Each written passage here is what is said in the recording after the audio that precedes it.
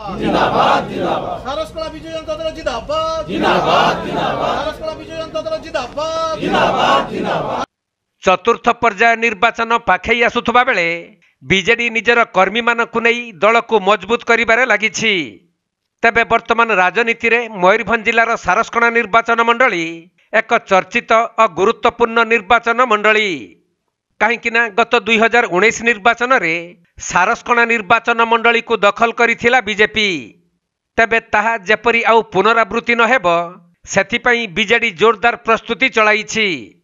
एही परिप्रेक्षी रे मयूरभंज जिला सारसकणा निर्वाचन मंडलीर 56 नंबर जोन बॉम्बे छक बीजेडी कार्यालय रे कांग्रेस और जेएमएम छाड़ी बीजेडी रे जोग दैछंती शताधिक कर्मी।